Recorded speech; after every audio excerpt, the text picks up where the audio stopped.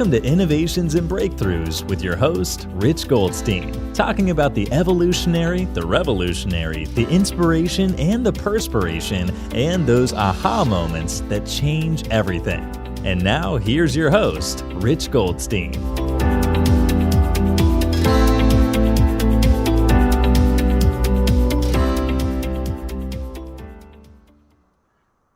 Rich Goldstein here, host of the Innovations and Breakthroughs podcast, where I feature top leaders and the path they took to create change. Past guests include Rick Cesari, Jason Boyce, and Roland Frazier. This episode is brought to you by my company, Goldstein Patent Law, where we help you to protect your ideas and products. We've advised and obtained patents for thousands of companies over the past 26 years.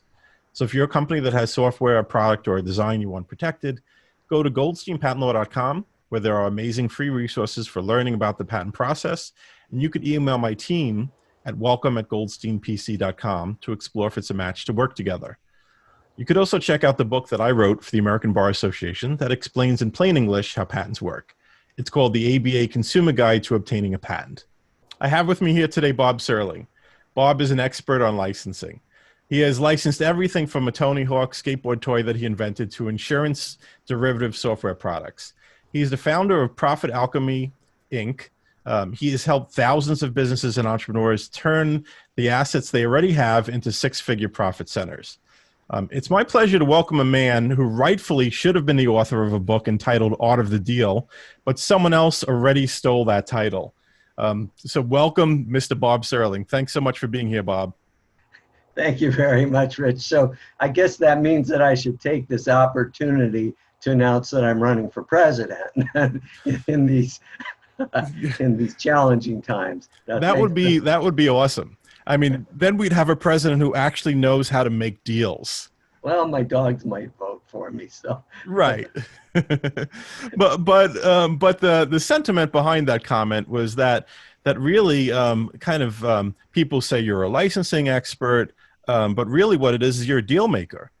Like you find people that each have a need, people who could work well together, people who there could be some synergy in them bringing together things that they have, and you create deals. Yeah, to a great extent, but I'd add to that the key to every deal for me is finding great partners. And that's what I do, whether I'm inventing a product to license, or I'm licensing some of my own intellectual property, or helping a client license their intellectual property.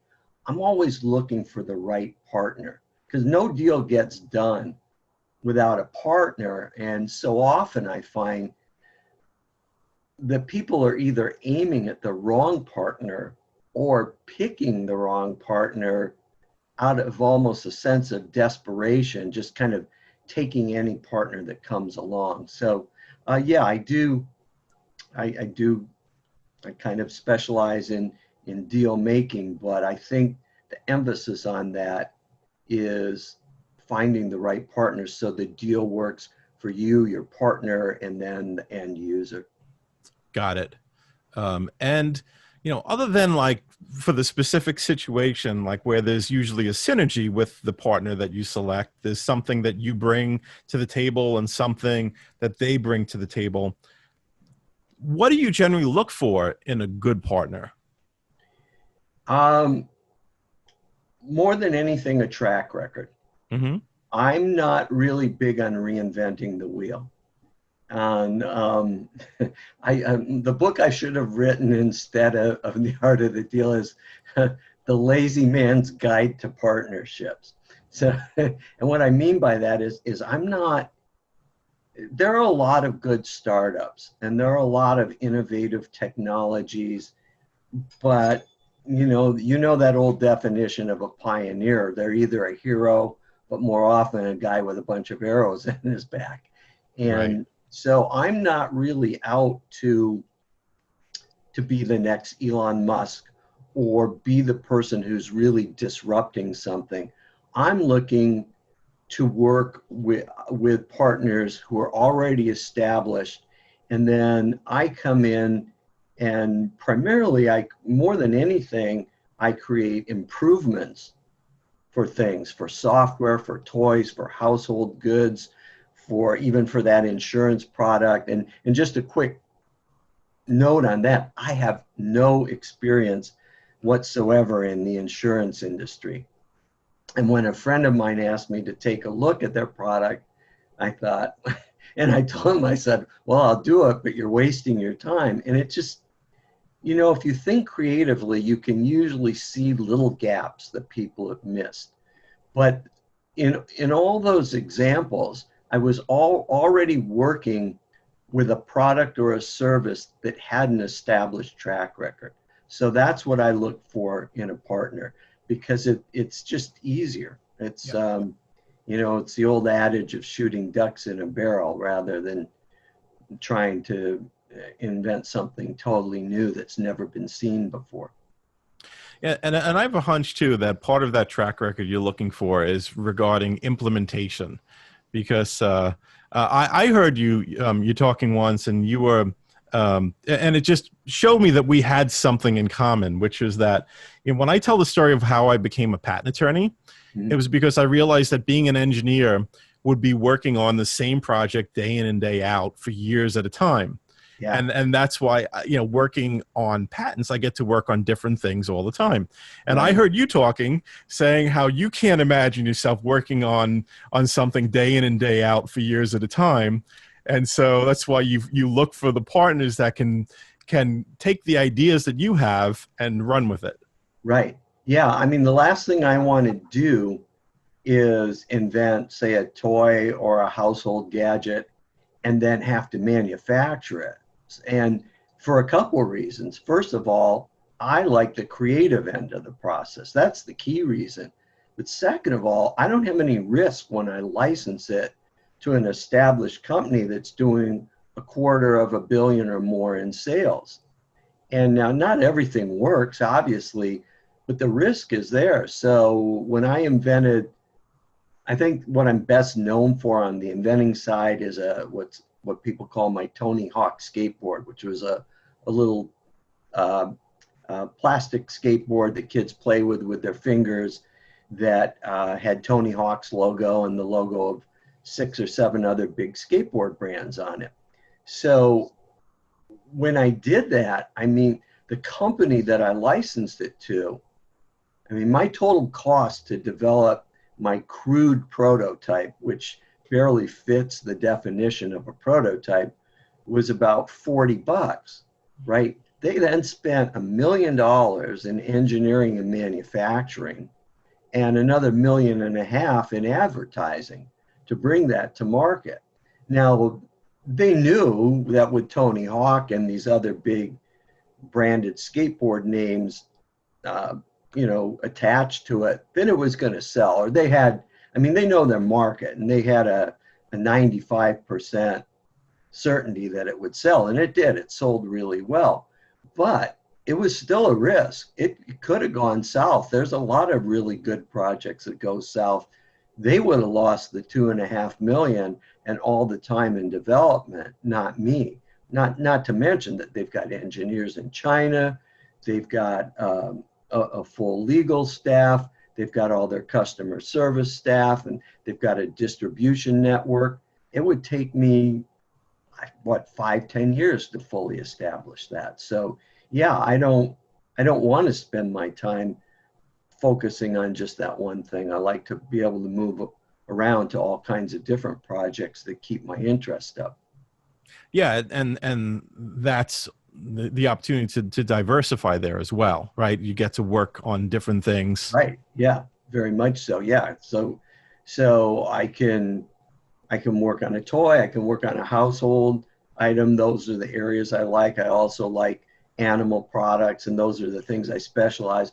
But then I can take certain of my processes and license them to other companies, or I can work with clients helping them license their processes to other companies. Now, the skills you use are the same, but like you said, when you do a patent for one company versus a patent for another company, yes, you're using the same skills, but the products are different, and the research process and coming up with the best way to protect it are all unique. And the same thing with me. I'm going to, if I license some of my own intellectual property and then I help a client license their intellectual property, the process is the same, but finding the right partners and the right mix and the right balance are completely different. And that's the exciting part. And, it's very cool when you get an email from, if my client's a $10-20 million company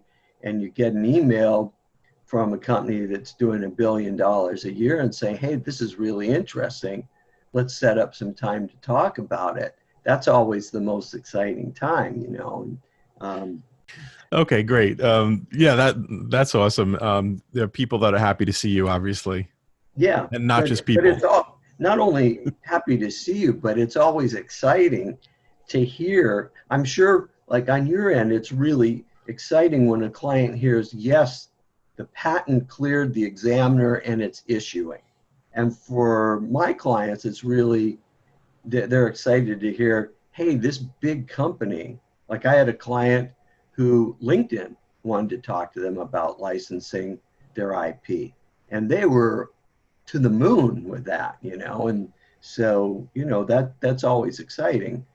Yeah. Um, And I think it's something really interesting too, is like you're very much about relationships and you use relationships as leverage in a way that, I mean, I often think of IP as being the leverage that someone uses to get a deal, right? Like that, right. um, that if they wanted to make a licensing arrangement with a bigger company, it's their IP that gives them the leverage to have the company want to work with them. But you have another path. Like, so that might be how I would ordinarily talk about your leverage for licensing, but you do something different, which you use relationship as leverage, where you have these relationships where people say, oh, it's Bob. Like, he's got an idea, like, let's work with him. And the reason that they want to work with you is because of your track record. They want to do another deal with you maybe 2 years from now or 5 years from now. And so it's not strictly about the IP as how I would ordinarily prophesize the path. It's about the relationships that you have that has the deal happen. Yeah, absolutely. So on this, coming back to the inventing side for a second, when you invent a product and you place it with a company, you immediately go on to what's called their preferred developer list, where twice a year you receive their semi-annual wish list saying, we need these things. Please send us any ideas you have. Now, you can leverage that leverage. So if I had come up with an idea for a new toy that I wanted to license to the third largest toy company in the world. They do about, I think they do 12 billion a year in sales. Well, my toy was licensed to like the 15th or 20th largest company. They do about $1 billion in sales. But I leveraged that relationship when I approached the third biggest company and said, gee, my name's Bob Serling. I'm a product developer. I placed this Tony Hawk skateboard with this company. I might as well say it. The company is Spin Master, because you can go out and say it. They immediately know who Spin Master is. They know who Tony Hawk is. They have no idea who I am, but I've just piggybacked that leverage into more leverage. And they said, oh, sounds great. We'd love to hear your ideas. And then I say, that's great. Can you also send me your wish list for the products you want? He said, oh, yeah, sure. So all of a sudden, I'm now on the preferred developers list for them as well. So once you establish relationships and a track record, those can not only be used as leverage themselves, but they can be leveraged to generate even more, even more prospects for you. Yeah, that's fascinating, and just the idea of the preferred developer list is something that probably most people have never heard of. They didn't even know it existed. That there are those types of relationships where once you have placed a product with a company, they're turning to you and asking you about some of the needs that they have and saying, hey, you're a creative person, basically, and maybe you can help us with this too. Sure, because they know what's selling in their market. And just like anything else, when Cadillac comes out with a new model, it isn't for 1 year. 3 years later, they refresh that, and 3 years after that, they refresh it. So companies, when they have products that are selling well, they want to refresh them. They're not going to let them go down the drain. Those are cash cows. So they're going to tell you which of their products are selling best that they want extensions of. And that's a great way to go, because for me, creating an extension is a lot easier than creating some new idea, pulling it out of thin air. Yeah, absolutely. So let's talk about that, creating an extension. So it's about, I guess, getting to know their brand, getting to know, what are the things that makes that brand tick, and then looking to see what else people might need or what would help it. Well, it isn't always what they may need. So in the household goods category, it's what they need, but in the toys, it's what's interesting. What do kids like? And so a lot of that I'll research on YouTube and Instagram. What are kids playing with? What are they posting videos about? Which pictures are they looking at most on Instagram?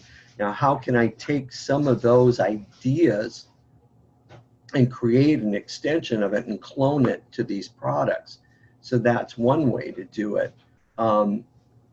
And if you want to shift gears for a second and talk about how those relationships work for promoting a business that isn't product development, we can do that too with something that you actually experienced. So, okay. So I spoke to a group called War Room, which you're a member of. Right. And I don't know if you remember, but in the that talk was about, I think it was like 5 or 6 different ways to license your intellectual property, to create new 6-figure profit centers with the assets you already have.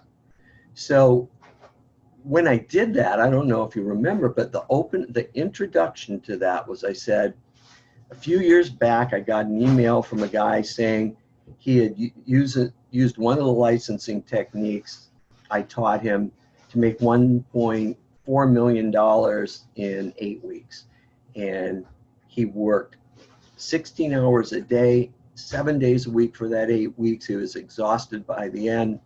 But when the smoke cleared, he walked away with 1.4 million. Now, at that time, nobody knew him, but some of you might know him. And I popped up a slide. And that slide was Roland Frazier.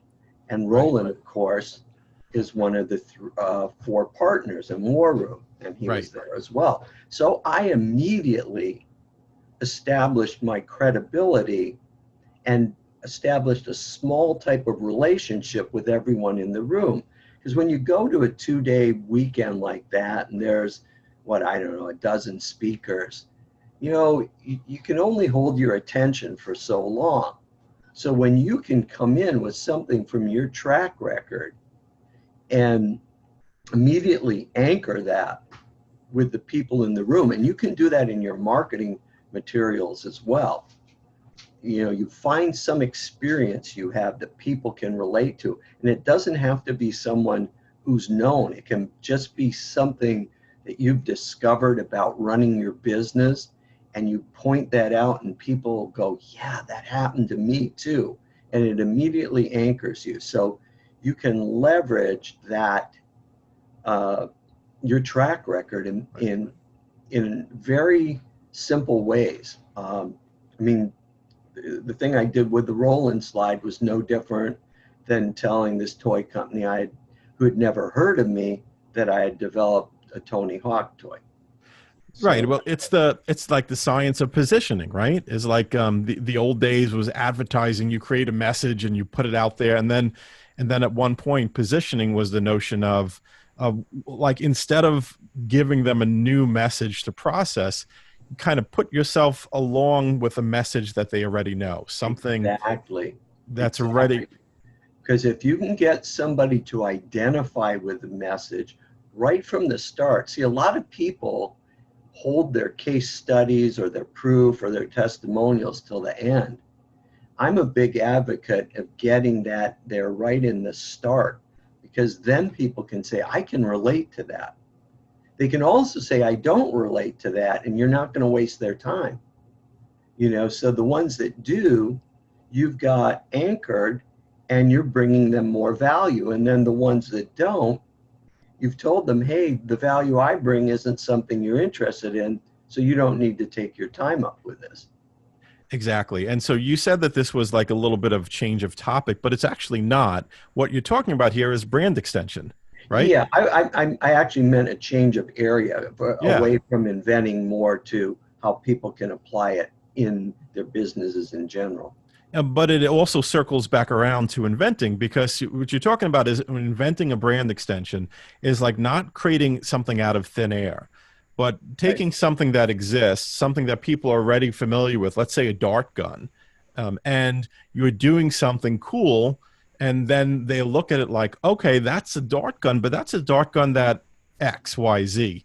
And Yeah. so now you've used something they're already familiar with, and you've extended it in a cool way. Right. Yeah, I have a term for that. I call it profit cloning, where you take an idea or a technique or a feature of one product in a totally different market and clamp it on to a different product, and which makes it better. So let's take your dart gun. Let's say you created a dart gun and you took a laser technology, right?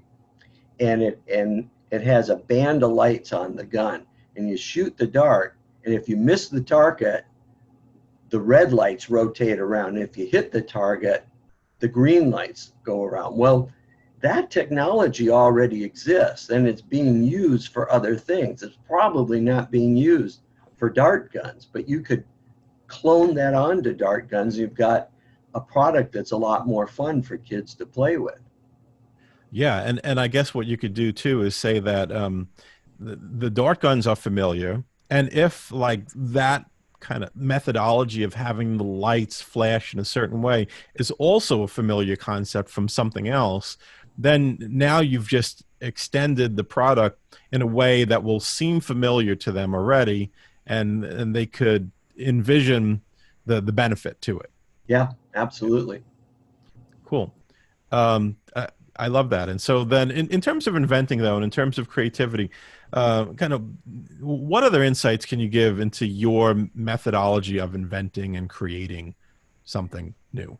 Well, okay, so as a patent attorney, you're probably aware that according to the U.S. Patent Office, there's something like 475,000 patents are issued each year, and fewer than 2% of those ever make it to market. Very few, yes. Because the companies make the mistake of trying to protect their IP before discovering if there's a market for it. Yes. So I take the opposite approach. In fact, my inventing process is called reverse inventing, which means I reverse it. I prove there's a market first before I ever protect an idea, before I ever create a prototype. Because when you're an inventor, the two things inventors spend the most money on are their patents and their prototypes, especially their prototypes. Because you can get a good solid patent for a simple toy for maybe, I don't know, $7,500 to $15,000. But your prototype is going to cost you $30,000 or more if you want a fully operational prototype.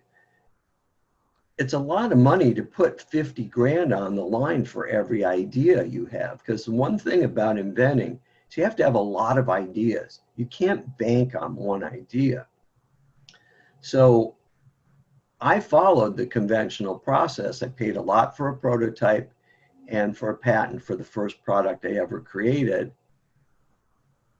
Sent it out. There was a lot of excitement. Then everybody turned it down.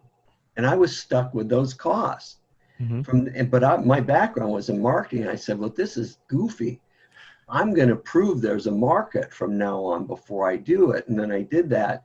And because of that, I've been able to place close to 70% of the products I've developed.